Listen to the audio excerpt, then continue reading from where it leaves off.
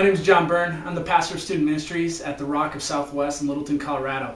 And I also keep ymtheology.com up to date, keep good information on there for you. Hopefully it's helpful in a lot of ways. Check out the free page and the other resources on the site. Hey, we're also doing video posts, and so this is one of the first video posts. We're going to talk about theology and youth ministry on this post. And a lot of times when you're in ministry, especially when you're new in ministry, or maybe you just get caught up in situations and you try to find practical, real simple things that can help your youth ministry, get kids in the door, that kind of stuff, get them to show up.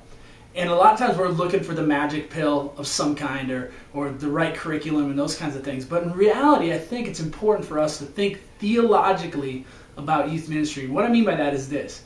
We start thinking not about Calvinism and Arminianism or any of that kind of stuff, predestination, or not that way. Theologically, in the sense of how does the Bible prescribe us to do ministry? And we can look at the life of Jesus, which is a great place to look. You can look at Moses, and you can look at all kinds of different scenarios throughout Scripture and find out good theological ways to think about how to do ministry.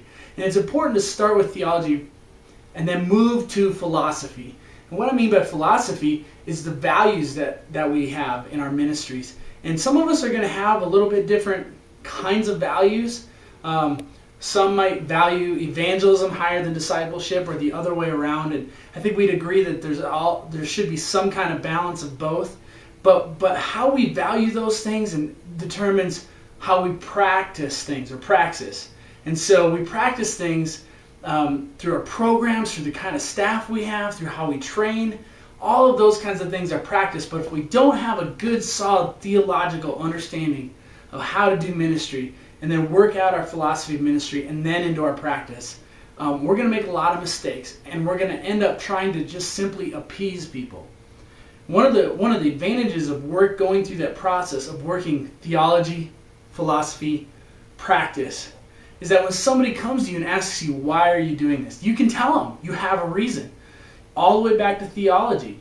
Well, we do this because in Scripture this was done, and this is how it worked, and we value this particular thing, and so that's why we do this in practice.